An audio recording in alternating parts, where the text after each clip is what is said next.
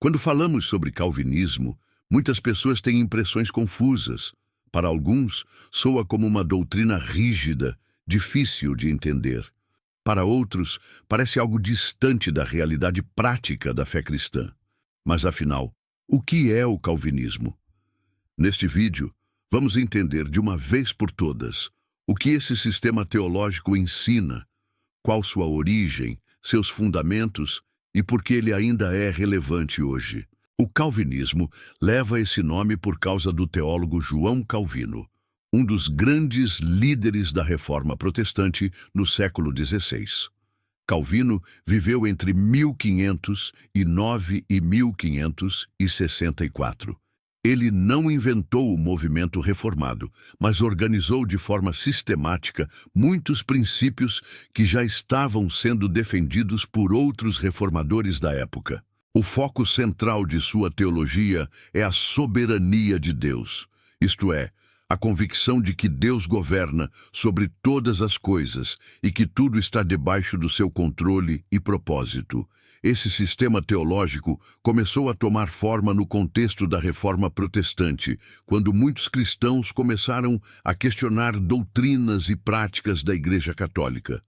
Calvino, juntamente com outros reformadores como Lutero e Zwinglio, propôs uma volta às Escrituras como única autoridade para a fé e a prática cristã. Em Genebra, Calvino teve a oportunidade de desenvolver um ministério mais estruturado e influente, escrevendo sua principal obra, As Institutas da Religião Cristã, que serviu como base para o que viria a ser chamado de teologia reformada. Anos mais tarde, os seguidores de Calvino resumiram os principais pontos dessa teologia em 5 frases, organizadas em um acrônimo conhecido como TULIP, baseado nas iniciais dos termos em inglês. Esses 5 pontos não foram criados por Calvino, mas foram uma resposta teológica ao movimento arminiano, que propunha outras interpretações sobre salvação e livre-arbítrio. Vamos entender agora, de forma simples, cada um desses pontos. O primeiro é a depravação total. Essa doutrina afirma que, devido ao pecado original, todas as áreas do ser humano foram afetadas. Isso não significa que as pessoas sejam tão más quanto poderiam ser, mas que nenhuma parte do ser humano, nem mesmo a vontade, está livre da influência do pecado. Por isso, o ser humano, por si só, não busca a Deus. Ele precisa que Deus tome a iniciativa. O segundo ponto é a eleição incondicional. Aqui, o calvinismo ensina que Deus escolheu, desde a eternidade, aqueles que seriam salvos, não com base em méritos ou escolhas futuras dessas pessoas, mas de acordo com o seu propósito soberano. Essa eleição é fruto da graça e não de qualquer previsão de ações humanas. O terceiro ponto é a expiação limitada. Também chamado por alguns de expiação eficaz, essa doutrina diz que Jesus morreu especificamente pelos eleitos e que sua morte garante, de fato, a salvação dessas pessoas. Não se trata de uma limitação no valor do sacrifício de Cristo, mas na sua aplicação. Ele morre eficazmente por aqueles que o Pai escolheu. O quarto ponto é a graça irresistível. Essa doutrina afirma que quando Deus chama uma pessoa à salvação de forma eficaz, ela inevitavelmente responderá. Esse chamado interno, realizado pelo Espírito Santo, transforma o coração e a vontade da pessoa, fazendo com que ela deseje seguir a Cristo. O quinto e último ponto é a perseverança dos santos. Os que verdadeiramente foram alcançados pela graça de Deus perseverarão até o fim.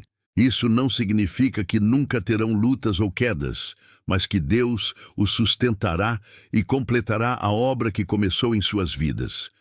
Todos esses pontos estão conectados à visão central do calvinismo sobre a soberania de Deus. A teologia calvinista afirma que Deus está no controle absoluto de todas as coisas, inclusive da salvação. Isso não significa que o ser humano não tenha responsabilidade.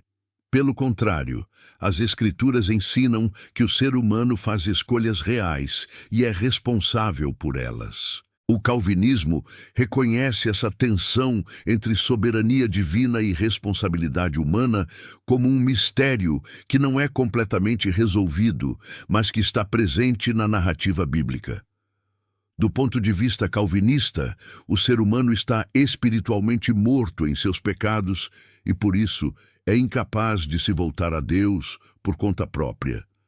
Essa condição de incapacidade espiritual reforça a necessidade de uma salvação que depende inteiramente da graça de Deus e não da vontade humana.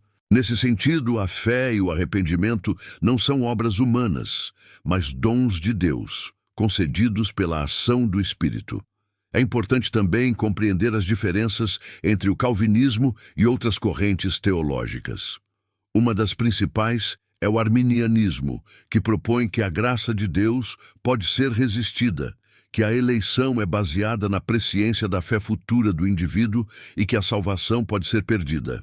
Já o calvinismo entende que a graça que salva é eficaz, que a eleição é incondicional e que os salvos são guardados por Deus até o fim. Apesar das divergências, tanto o calvinismo quanto o arminianismo buscam interpretar as Escrituras com fidelidade. As diferenças entre essas visões refletem o esforço da Igreja ao longo dos séculos para compreender o mistério da salvação, da vontade humana e da ação divina. Nenhuma delas deve ser tratada como inimiga da fé cristã, mas como formas distintas de enxergar temas profundos da fé. Hoje, o calvinismo ainda está presente em muitas igrejas e tradições reformadas. Ele influencia a teologia de igrejas presbiterianas, reformadas e até de alguns segmentos batistas. Além disso, muitos movimentos contemporâneos de retorno à teologia bíblica e à pregação expositiva estão enraizados em princípios calvinistas. Isso mostra que, mesmo séculos depois, as ideias sistematizadas por Calvino continuam relevantes para a vida cristã.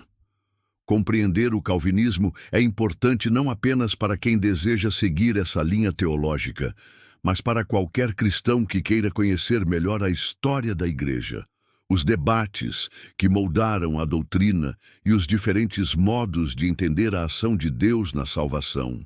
Mais do que concordar ou discordar, o que realmente importa é buscar uma compreensão bíblica sólida que nos leve a conhecer melhor o caráter de Deus, a profundidade da graça e a segurança da salvação em Cristo.